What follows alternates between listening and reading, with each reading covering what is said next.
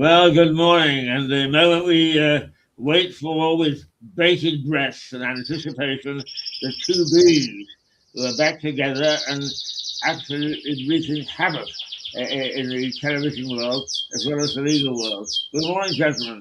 Morning, Keith. Good morning, Keith. And you brought And, Casper along, Philip. Say again, I'm But- sorry. You brought Casper along. Well, there's not a lot I can do about that because this room is the best Wi-Fi location in the house, and that's where his cage is. Yeah, no.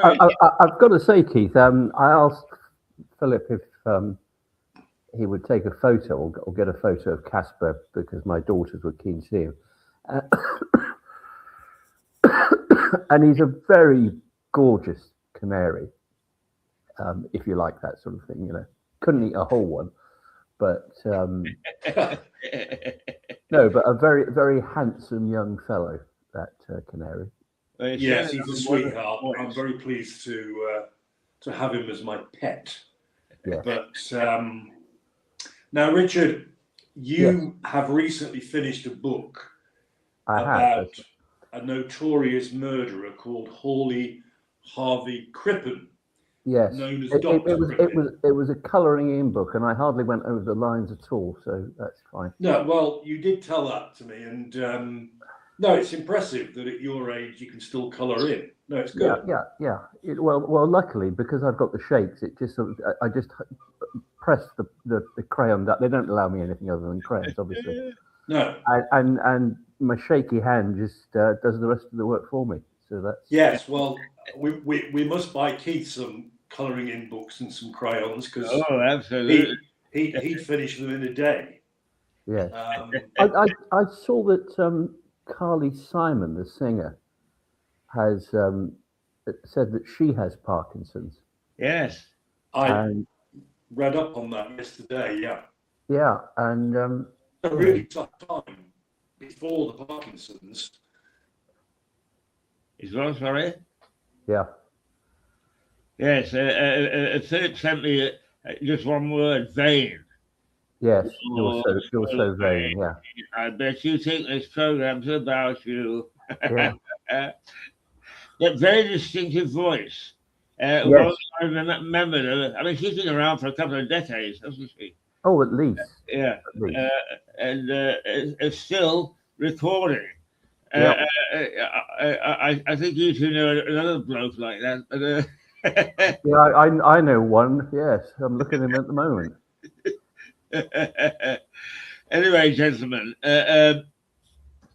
what's been happening in the courts, and is there a sort of an anniversary of anything that was shocking or important in the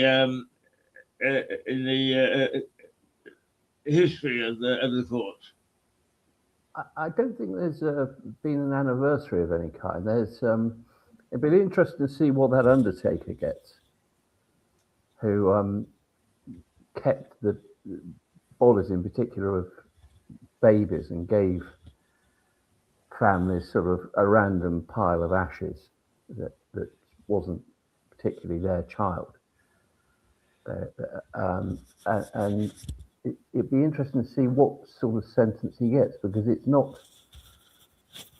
an offence that is commonly before the Crown Court. In other words, not effectively preventing the proper disposal of. Uh-huh. But it's a huge number of families who have been affected. I think they've had, as you know, Keith, where somebody's been adversely affected by a criminal conduct, they can write what's called a victim personal statement. I think that's Phil trying to call me. Excuse me a moment. I've got Phil on the phone. Okay. Hello, Phil. My Wi-Fi has failed, I'm afraid. Okay. Can you carry on until my Wi-Fi is back? I tend to carry on most of the time, Phil. Yeah, sure. Join us when you can. Yeah. Thanks. That's the reason, though. Bye. Bye. No, so it'll be interesting to see what he gets for that. So the victim person statement. There are so many families affected by this, but really it's taken. So far I think it's taken them 2 days of just people reading out their victim personal statements or having them read into the record by a barrister. All rather moving stuff, as you can imagine. But I'm not sure whether he's going to be. I would imagine the process will finish this week. So either today or tomorrow, he will be weighed off by the judge, who I think has already told him that he's going to go to prison. Obviously, quite why he's not in prison already, I don't know. He's been on bail, which I find slightly odd. But there we go. Right. So Sorry.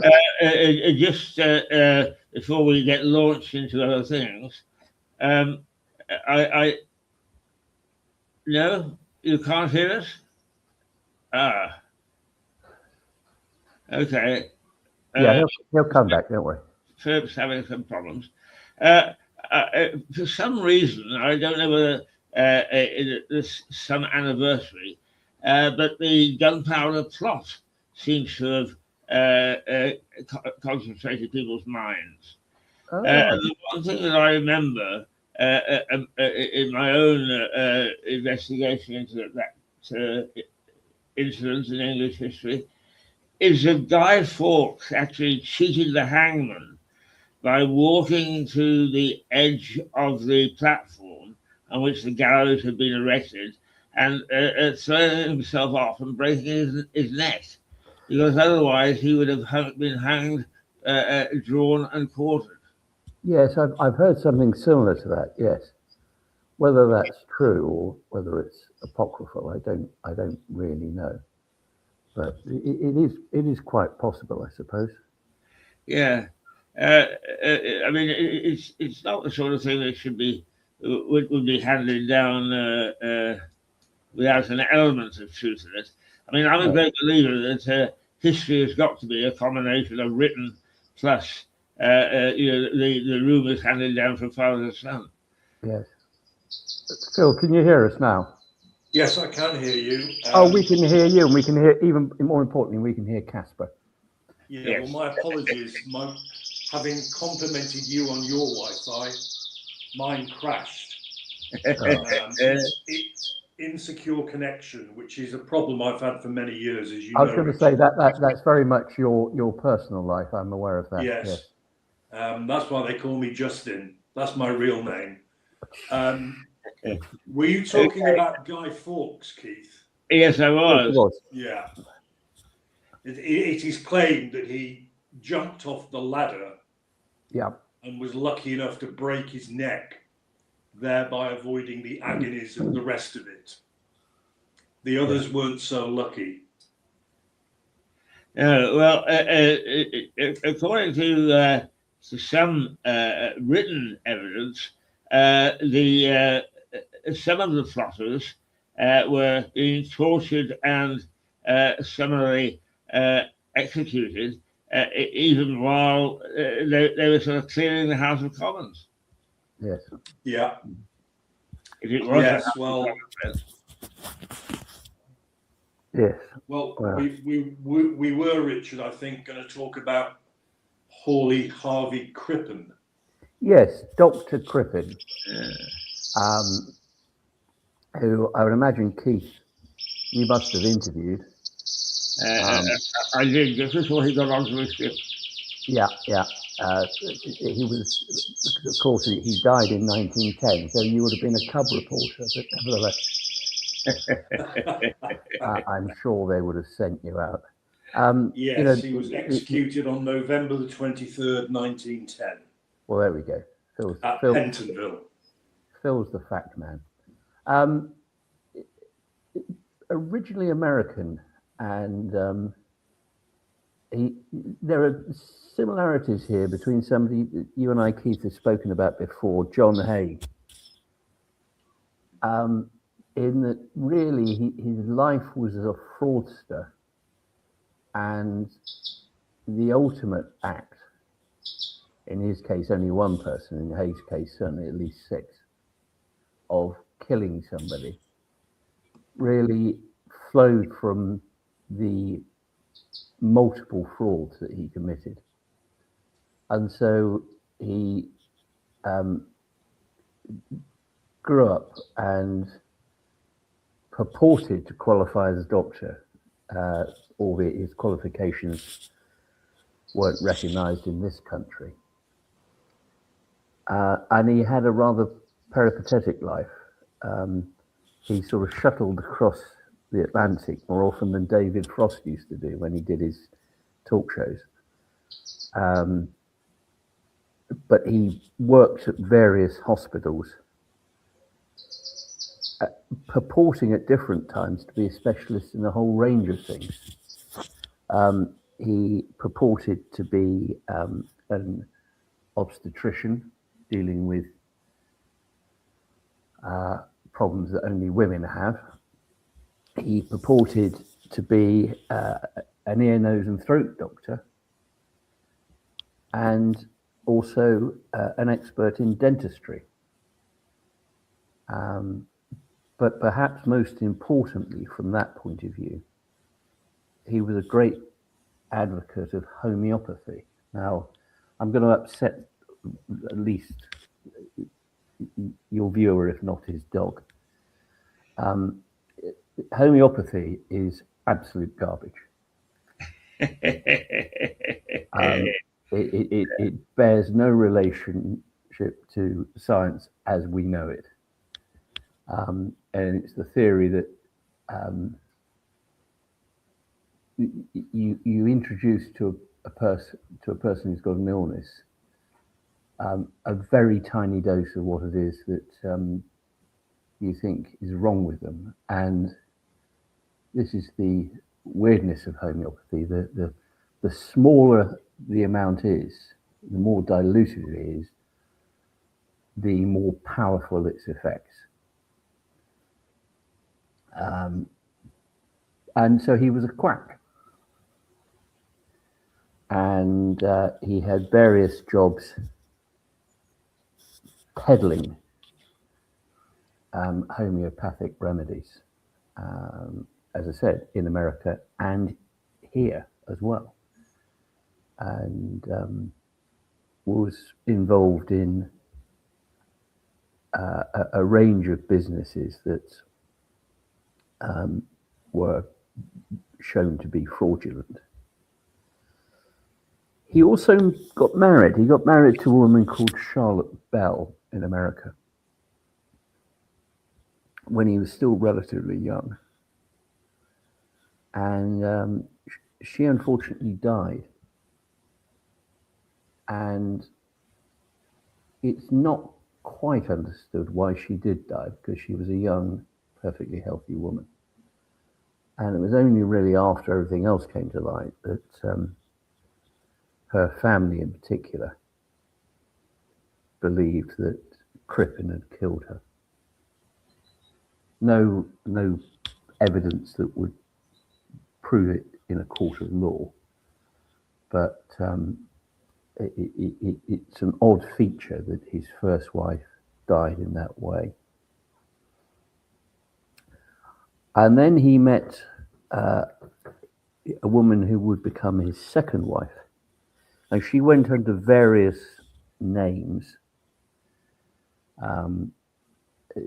She was of sort of European extraction. But she wanted to be an opera singer. And she took the name Belle Elmore. And really that was how she was known by everybody who knew her. She couldn't make it as an opera singer. They did get married. She got pregnant, and he procured an abortion for her because the last thing he wanted ever in his life was to have a child, because in fact he'd had a son with Charlotte, his first wife, and had just farmed him off to relatives to look after. And really, his son didn't see him for decades at all. But with Belle, she got pregnant, as I said. He procured an abortion, which at the time, of course, was illegal in this country because he'd settled in England by now. And then he persuaded her, and she bitterly regretted it. He persuaded her that she should have an operation to have her ovaries removed, thereby preventing her from ever becoming pregnant again. And she did have that operation. And whilst he wasn't the surgeon who conducted it, it's believed that he, in fact, was an assistant to the surgeon, which is a very odd feature that you would wish to be ministering to your wife while she was going through an operation that you knew that she didn't particularly want to have, but he had pressured her into it. But importantly, this, as part of that operation, she had to have an incision on her midline, so below the navel and down to the pubic bone. And she did have that, and as a result, suffered and retained a scar there. And that becomes of significance later. So it became a very unhappy marriage. She sought comfort in food, it would seem, and put on quite a bit of weight. He didn't find her sexually attractive anymore, and she didn't find him in the least bit attractive in any way. And it may well be that because of the complications of the operation that she'd had, that she was incapable of having sexual intercourse again. But nevertheless, they did live together still. And having failed to become an opera singer, she then moved to vaudeville, effectively, to the theatres that produced variety shows. A little like, if you remember it, Keith, and I'm sure you will, the good old days, where there's a series of acts, different types, acrobats, comedians, dancers, and singers, and she was one of those singers. And she was known to Marie Lloyd, who was a very famous music hall artiste at the time. And she filled her time with that. Crippen, meantime, worked at various establishments in central London, peddling fake medicines.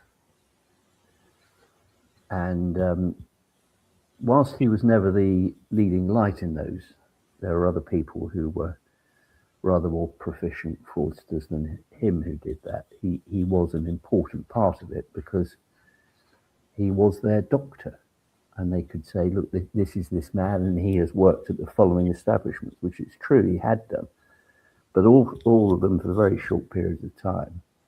And that might reflect upon his inability to do the job properly. But it did provide him with an income, and there's some speculation as to what other income he had, because he did certainly lavish upon Belle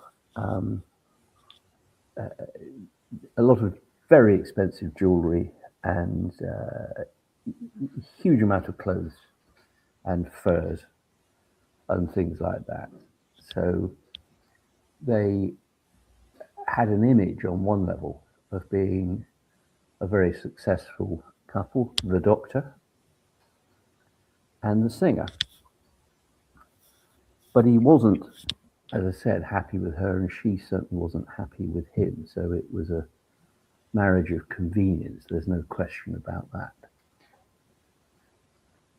Now, meantime, he had found that there was a secretary working where he did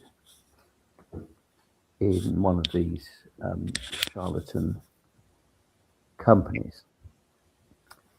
And she was called Ethel. Originally, she was called Ethel Neve, and she then changed that to Ethel La Neve to make it sound more French. So in other words, she had some pretensions herself. Yeah, sounds like it. And in fact, she was herself not averse to at least closing her eyes to the obvious frauds that were going on around her, if not actually actively being involved in them. And certainly towards the end of their relationship, she was active as his assistant and ultimately became his lover, which of course at the time was very much frowned upon. She too got pregnant, and he got her an abortion as well. And he kept telling her that his wife, Belle, he was going to divorce. Now, at the time, the only way you could divorce somebody really was to show adultery. That is, they'd had sex with somebody else. And as I said, it's very unlikely that Belle was physically capable of sexual intercourse after that rather botched removal of her ovaries. But he told Ethel time and time again, look, don't worry, she'll go to America, and if she goes to America, I can divorce her there. And it's true, it was very much easier to get a divorce in America at the time than it was in this country. And so he strung Ethel along with these stories, but she Ethel, was desperate to get married. And she nagged away at him about it. She was significantly younger than him and wanted the security of marriage. And indeed, he ended up going through a form of marriage ceremony with her, albeit, of course, he knew that he was thereby committing bigamy. But what's bigamy to a fraudster? You know, if it means that you retain your lover and all that her young body has to offer, then don't rock the boat. Yeah. Go ahead, Keith. Is this second wife? I'm not clear how he met her. What, Belle? His second wife, yes. Yeah, well, they met just by chance, really, through mutual acquaintances. And she had, as I said, European connections, and she traveled to America, and that's where they met originally. And then got married and came to this country, and then they were here sort of permanently. But as I said, he told Ethel, oh, don't worry, Belle's going to go to America, and as soon as she goes to America, I can go over there and I can get a divorce from her, because it's very much easier there than it is here. And he and Ethel set up home as Mr. and Mrs. Crippen. And that's the way it was. Now, Belle, in the meantime, because of her work in the music halls as a singer, she joined an organization called the Music Hall Ladies Guild. which included people like Mary Lloyd and many other female performers. And it was set up as a sort of quasi-charitable organisation, a sort of benevolent fund for women who, having had some role, and it didn't need to be as a performer, had some role in the music hall, but had fallen on hard times, could apply to them and seek assistance.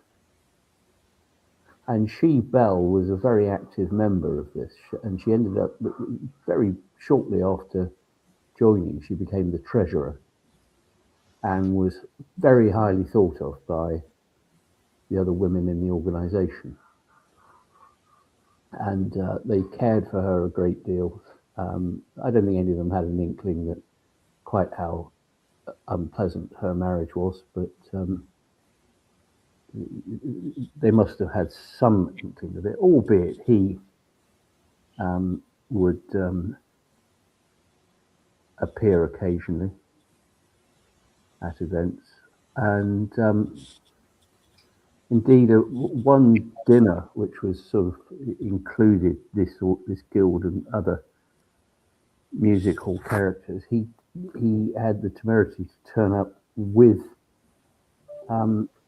his new squeeze, and the women of the guild were outraged by this, that he should be there with what he just introduced as his secretary.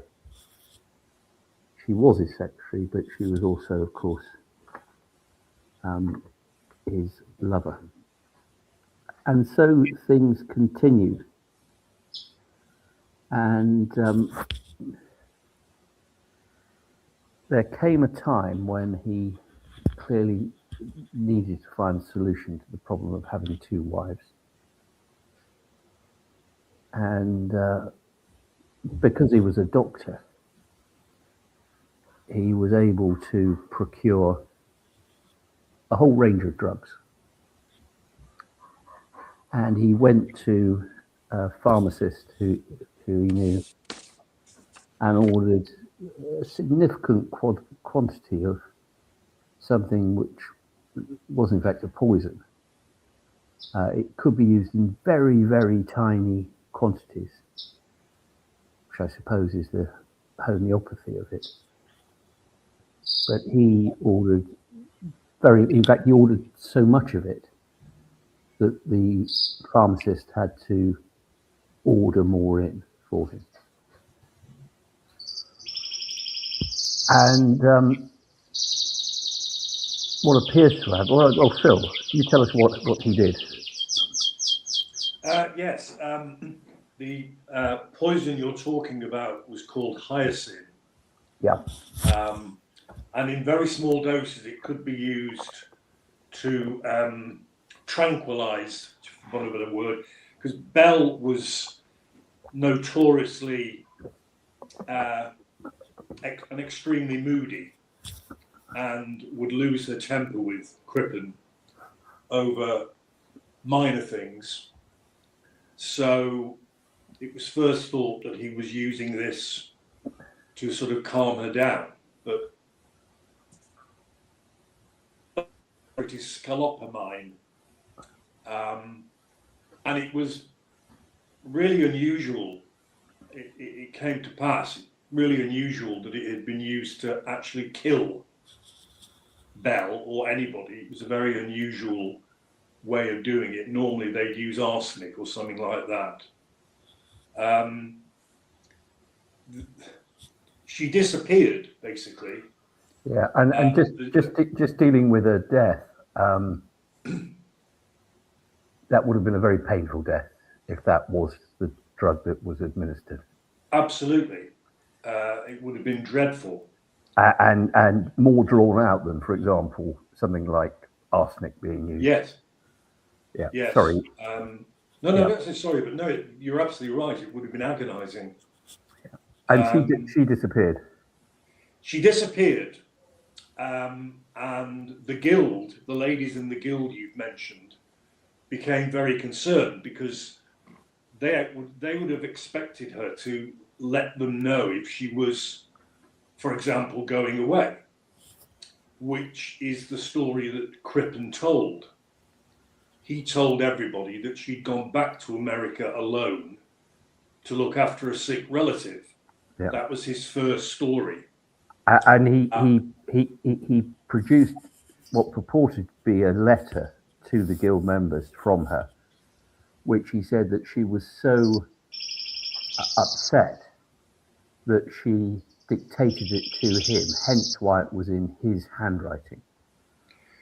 2 letters, in fact. 2 letters, yeah, quite. And delivered to the guild by Lenève. Yes. In his handwriting. Because, with hindsight, she was incapable of writing those letters because the poor thing was dead. Yep. But so in the end, the guild ladies went to the police. And a chief inspector from Scotland Yard called Drew turned up at the house.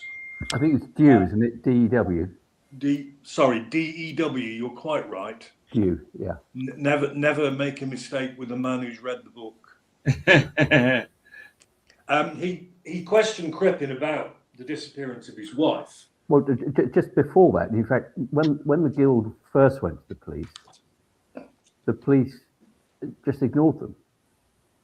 Now, that's the bit I didn't know, you see. Yeah. So they went to the police and the police dismissed it and said, well, if she's gone away, she's gone away. And this is Dr. Crippen, what are you suggesting? You haven't got any evidence of that at all. And the guild decided that might be better to have, if a bloke went along and spoke to the police, and they got a bloke to go along, and he got knocked back as well. And it was only the 3rd occasion, as you say, Phil, that Officer Dew became interested and involved in the case. Sorry, you were saying he questioned. No, I'm fascinated. I didn't know that at least 2 attempts to notify the police had fallen on deaf ears. Yeah. Anyway, he did go. He did question Crippen, and Crippen made his first major mistake because he blurted out to the copper that the story of her going to America to look after a sick relative was not true, that he'd made it up. And the truth was that she'd run away to America with her lover. So he was asserting now that she'd been an adulteress or was an adulteress, yes. and was in America. And the police left it at that. And actually, the stuff I've read suggests that it would have gone no further. That's right. Had Crippen not made his second major mistake, because his nerve was broken by the visit, and he decided to flee the country with Lenève, disguised as a boy, short hair.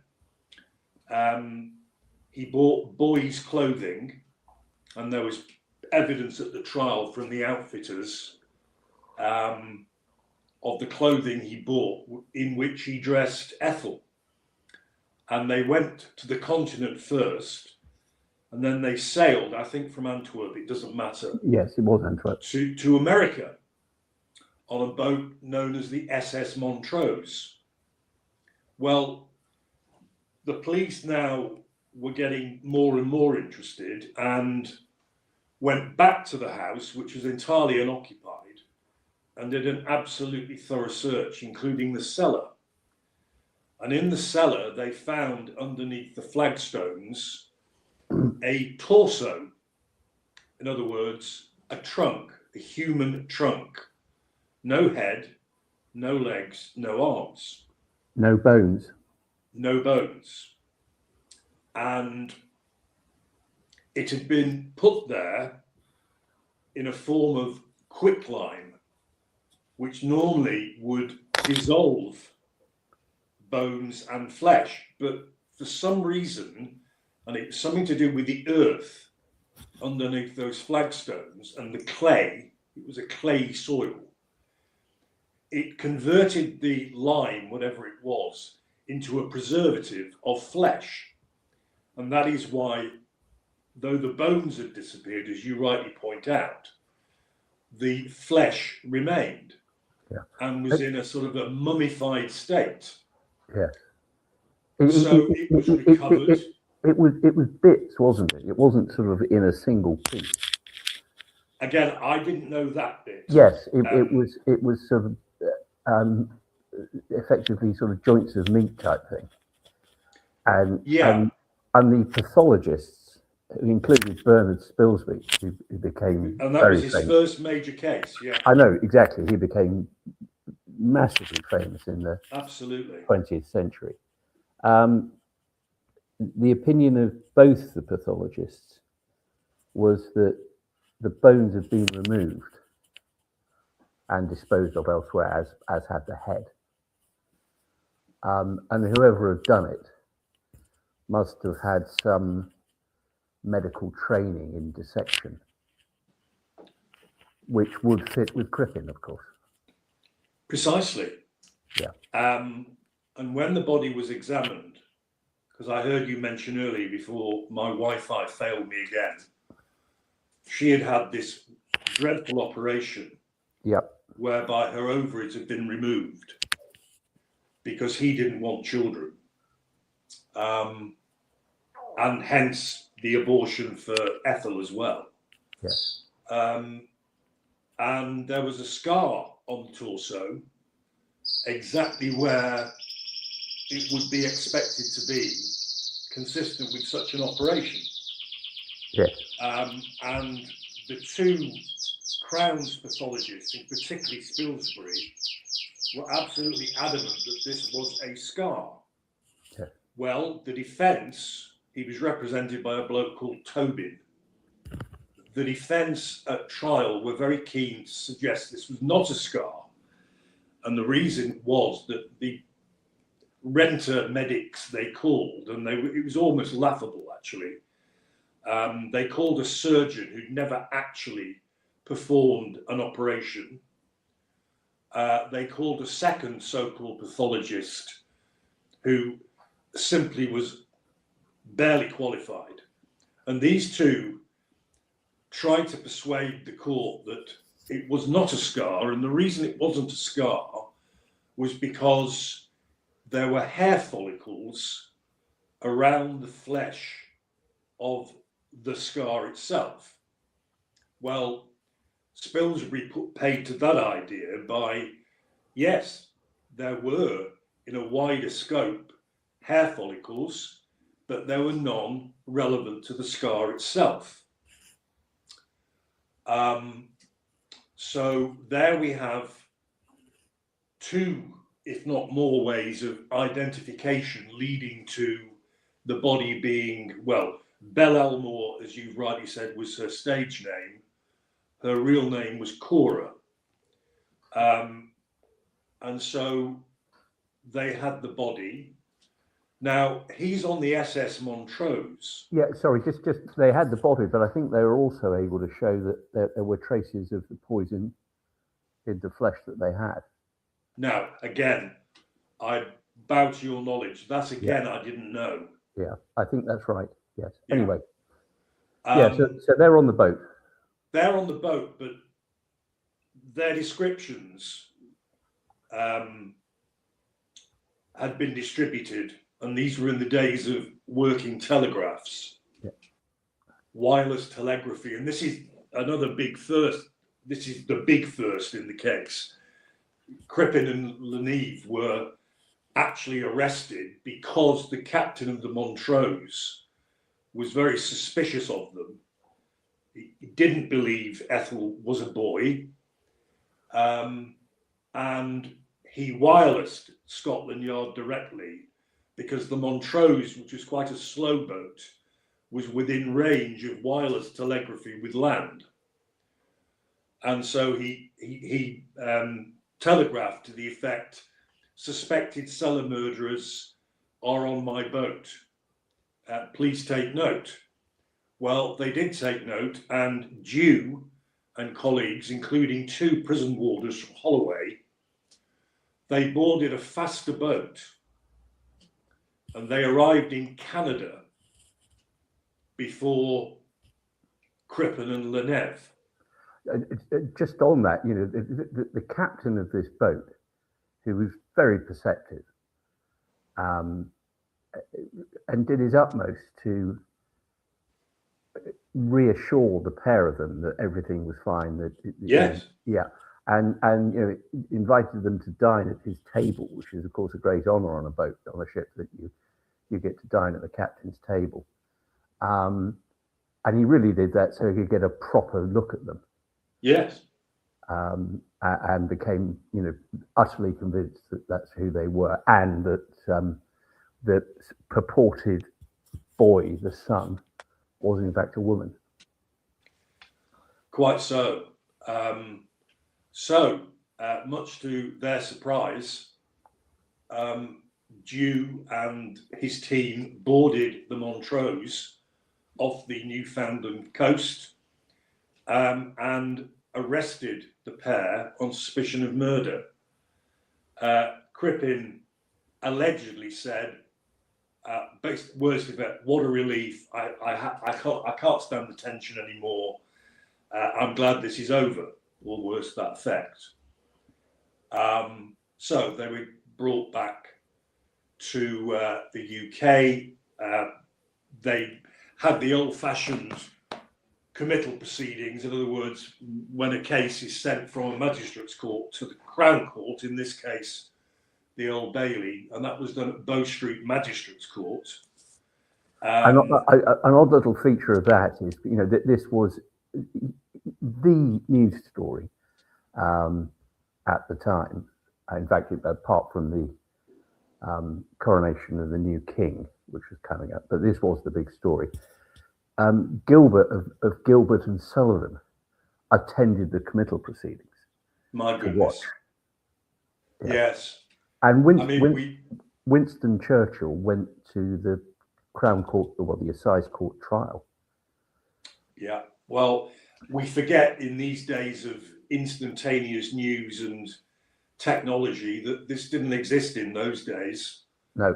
When you consider that the arrest was because, for the first time ever, wireless telegraphy worked, and only because the ship was in range of land, then that's the era we're talking about.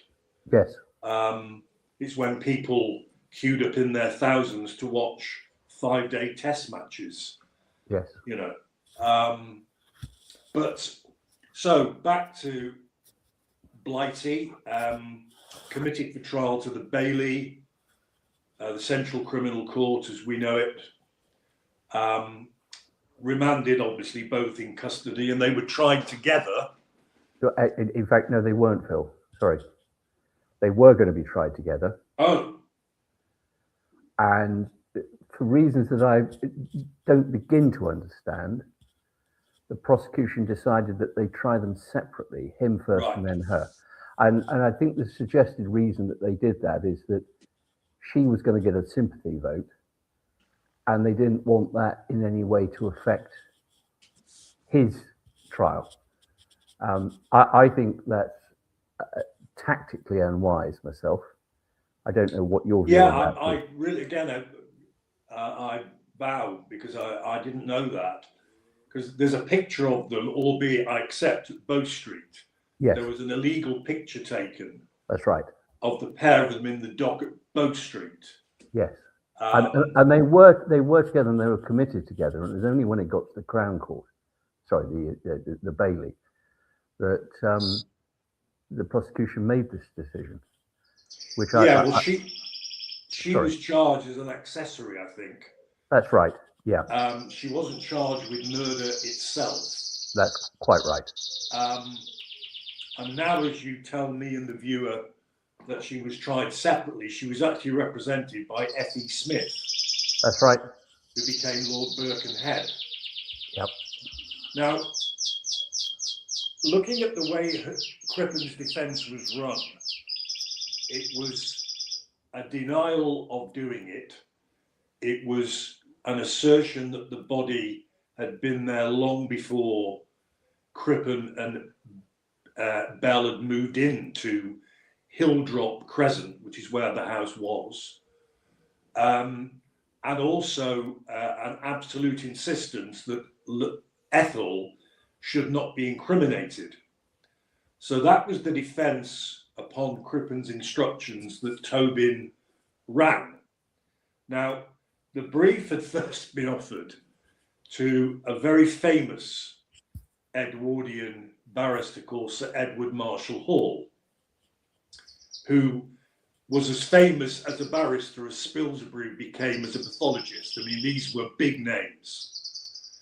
And my understanding is that Marshall Hall returned the brief, in other words, declined it, because he felt that Crippen was running the wrong defence. Yep. The defence Marshall Hall would have run was accident, in that, yes, Crippen did feed, for want of a better word, hyoscine to Bell, but in very small doses and only to calm her down. But he got it wrong. She overdosed, and that's how she died. And yes, he did dispose of the body, but out of sheer terror, etc. Yep. Now, I don't think that defence would have worked for a minute. How do you feel about that? Yes, I don't think it would have done, but I have to say that the defence, because of course a barrister can only act upon their client's instructions. You can't make up a defence for somebody. No. It did seem to me that there were significant holes in the defence that he wanted to run. And holes that were incapable of being filled, really. Now, the torso was wrapped in a pyjama top. Yeah. And the bottoms to those pyjamas were found in the house when the police searched it thoroughly. And there were lots of circumstantial evidence called at the trial, including the fact that the label on that pyjama top, where they went back to the shop to investigate the purchase, the label of that company had only been in existence since late 1909. So there was a date that was the earliest that garment could have been purchased and used to partially cover the torso. Other evidence, I've mentioned the boy's clothing, the fact that Ethel was seen wearing, flagrantly wearing, both in and not in Crippen's company, Bell's jewellery and the furs you mentioned, and so on. So bit by bit, they built up quite a convincing case, including cash deposits. Now, you mentioned money. Well, he was obviously getting money from somewhere. He did pawn, PAWN, a great deal of the jewellery.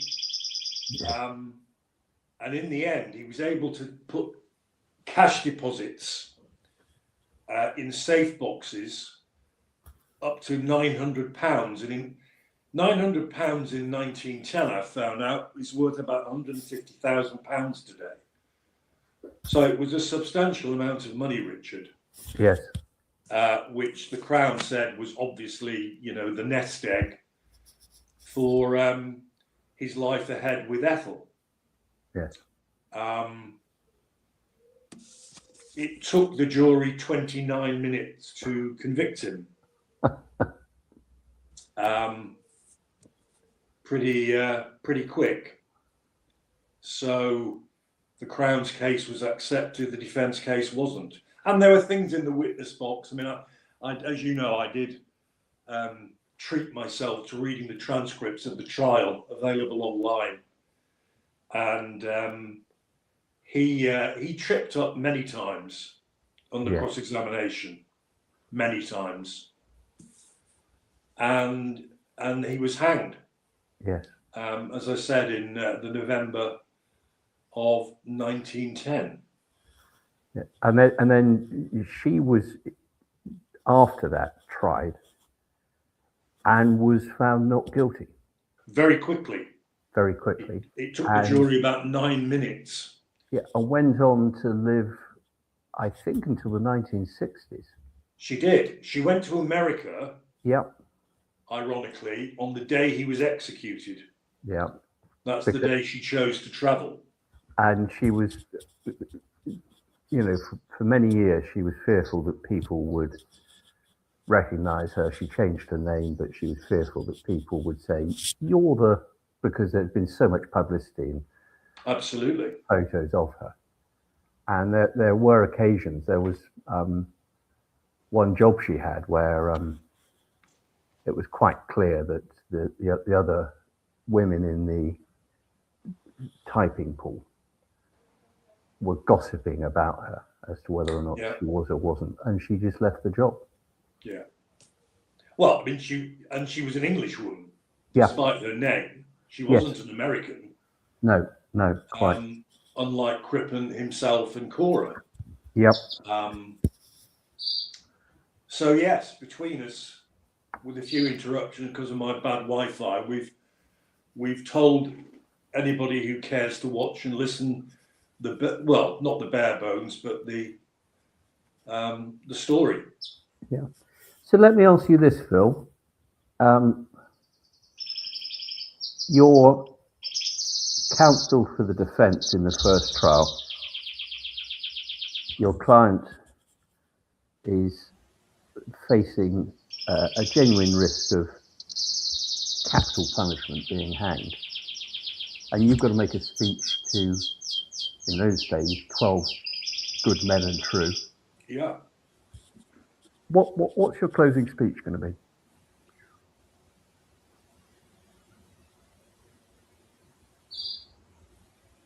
Well, firstly, I'd have to remain faithful to the defence that was run. Yeah, but how would you not spin it, but how would you portray that to a jury in its most favourable light? Well, with great difficulty, I'm afraid. I fear it would be the most hostile jury I would ever have to address. Yeah. Is it one of those cases where, and I know we've both had them, where you actually end up having to say to a jury, you're not going to like my client, and I don't ask you to like him, and he's done some despicable things in his life as a fraudster, but we ask you to stand back from that and take a cool, calm view of whether on the evidence you are sure that he's a murderer. So yes, in other words, that's when his problems begin. Yeah.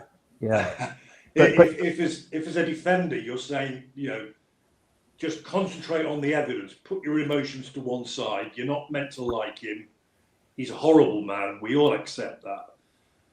And then there's the evidence that you and I have discussed. It's pretty powerful stuff. It is, yeah. I don't think. But you do you not need to lance that particular boil of a juror thinking, I really don't like him at all, without actually giving him a chance, as it were? Of course, no, you're absolutely right. I mean, that's what you would do. That's what I'd like to think I would have done. Yeah. The other tactic as well is to actually ignore the evidence. Yes. Which I have done on occasion, basically. And just give a friend Roman's countryman type of speech. Yeah. Lend me your ears. And just waffle and ignore the bad bits. Phil, I don't think I ever heard you make a speech in which you didn't ignore the evidence. Thank you. No, not at all.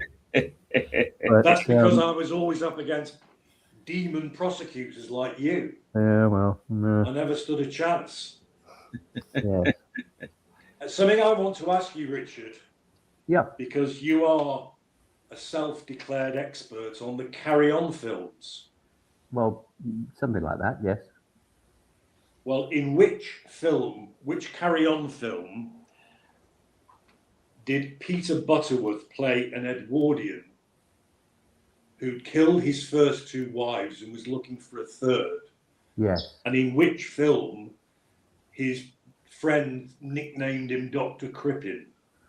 The film where he was, his first two wives had died. And I think he says something like, my first wife died.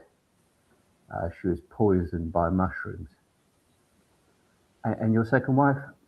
My second wife died in different circumstances. Why was that? She wouldn't eat the mushrooms. And it's from Carry On Loving. It is indeed, 1970. Well done. Yeah. Which is about a dating agency run by Sid James and Hattie Jakes. God, Sid James. And they had this sort of office where people would come along, and then he'd write all the details of the person down on a card and then put it into what appeared to be a massive computer behind his desk, feed it in, and then out would come a card of, the perfect match. This is the person for you. In fact, it wasn't. It just went through, and Hattie Jakes was at the other side, looking at the bloke's card and trying to find a woman for him. And she upset Sid because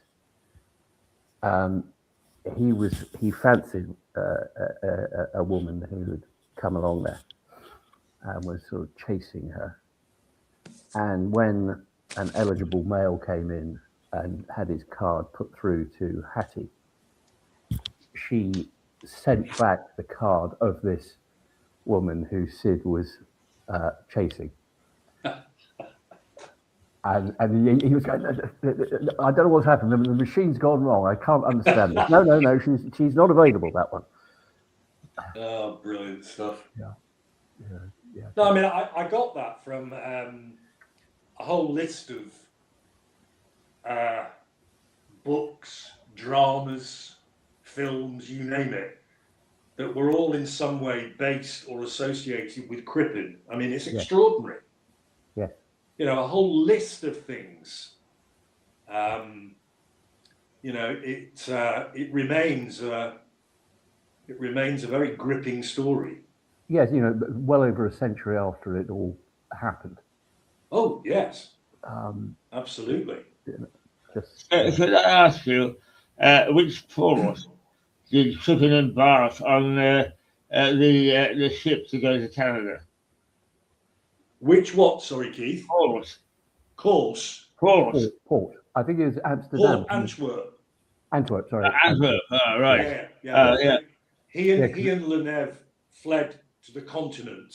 And they took the boat from Antwerp. Yeah. Which probably explains why the faster boat that Dew was on was also nearer to America because it went from Southampton or somewhere. Yeah. I was very interested because the very first time that I went to, not the first time I went to Canada, that was it when I was 15, but when I first went to Canada and was going to university, I took a boat, but I took it from Liverpool, and it was the last year that more people travelled the Atlantic by liner than by aircraft. Blimey. It's interesting. But it undoubtedly, if they were going to Canada, they might have gone to St. John's, I suppose. But the chances are that they sailed down the St. Lawrence. And that is indeed a spectacular event. It really is. When you travelled to go to university in Canada on a boat, were you not worried about the U-boats? Well, they didn't give us each a machine gun. Yeah, I was going to say, yes. Depth charge. Here's a depth charge. No, Keith, I was going to ask you, I mean, how do you find Crippen when you interviewed him in the death cell? Yeah. Well, of course, it's like all murderers, he was charming. As John Mortimer wrote, a wonderful book called Murderers and Other Friends, making the point that people who do dastardly things when they're in custody can become absolutely charming. Yes. And respectful. Yes. I no doubt Crippen had that ability because his abilities as a fraudster were based upon, he wasn't sort of extrovert or anything like that, but was quietly sort of a figure of some authority, and certainly purported to be understanding with women. Well, every witness as to character or who knew him called at the trial by the Crown. Yes. Everybody said he was a very kind, very amiable man, very charming man, very, modest and discreet and self-effacing. They all said that. Yeah. That would have been my speech. You just reminded me. Yeah. That would have been my speech. You see, one thing that troubles me about Crippen is that if you shaved his moustache off and took his glasses off, he would look exactly like Nigel Farage. Yes, he would. So talking about his glasses, he did actually try and cheat the hangman. He smashed his spectacles during the night and tried to cut his throat with the broken glass, but the warders were on him and he failed, so he went to the drop. It's interesting that you said, Richard, there were some similarities between Crippen and Haig. Yeah. And Haig also reportedly was just charming to everybody. They all wanted to be around him. But I knew an old boy. I won't tell you why, because I used to get up early to help distribute newspapers. But he was a schoolboy at the time of Haig's trial. Oh. And he said they used to, after school, say, what are we going to do today? What are we going to do today? And sometimes they would say, oh, let's go and see what's on in the court. And that the school children went and sat in the gallery, took out their bootlaces, turned them into little nooses, and dangled them over the head. To which they said Haig was absolutely impervious. He just carried on doing the Times crossword puzzle.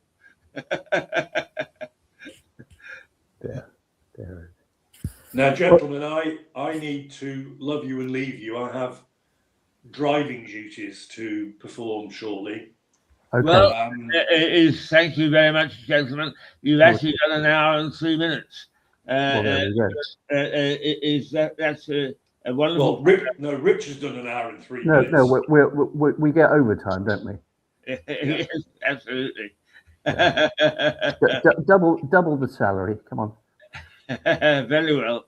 Anyway, Richard, enjoy the rest of your week. Will do. Thank you. Yeah. Remember and likewise you, but no doubt we'll be in touch. And you take care, Keith. I'll disappear, Keith. Thank you. Nice to see you both. I'm going as well. Okay. Not at all. Thanks, Keith. Well, there we are, the 2 Bs. And as usual, a very incisive description of a famous trial.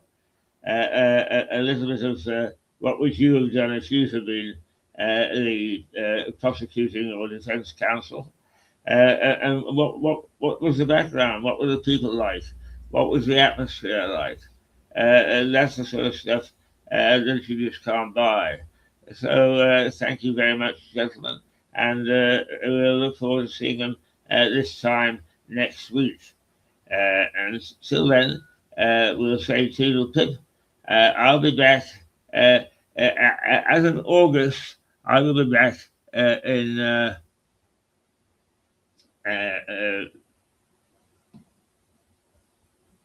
where are we? Yes, I'll be back in the